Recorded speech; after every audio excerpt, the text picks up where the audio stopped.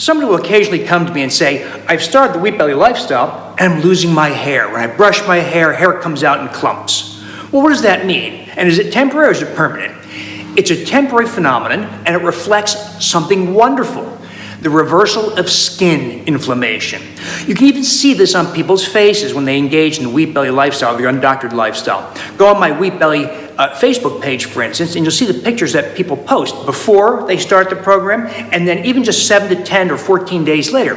And you'll see a dramatic reduction in the diameter of their face because their cheek swelling is reduced. You'll see around the eye puffiness recede and their eyes actually get bigger. That all represents a reversal of skin inflammation and reversal of body-wide inflammation, a very, very powerful health benefit of this lifestyle.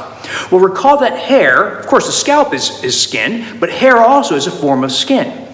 And so when you reverse skin inflammation, it affects the scalp and hair growth. So people can have transient, temporary loss of hair that is typically followed by regrowth of hair several weeks later that's thicker and more luxurious than it was before.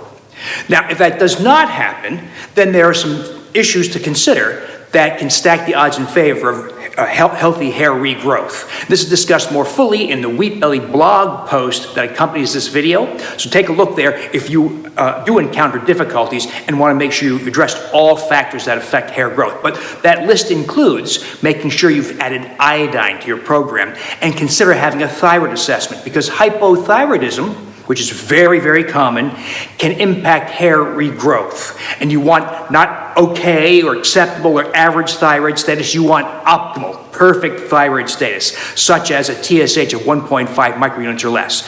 So refer to my Wheat Belly blog and my books, Wheat Belly Books and Undoctored Books, for how to manage thyroid properly.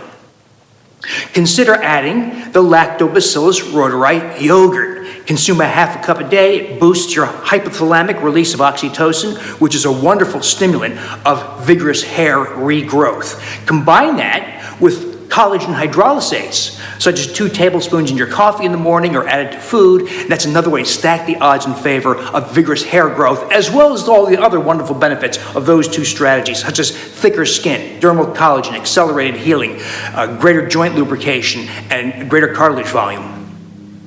Lastly, consider adding zinc, particularly if you're not an enthusiastic consumer of animal products, because virtually all zinc in your diet comes from animal products. If you do eat a lot of meats and fish and poultry, etc., you probably don't have to worry about zinc. But if you don't, consider adding a zinc supplement, 15 to 20 milligrams, which should do it. And some people will have a response with vigorous hair growth with zinc. So if you do lose your hair, don't panic.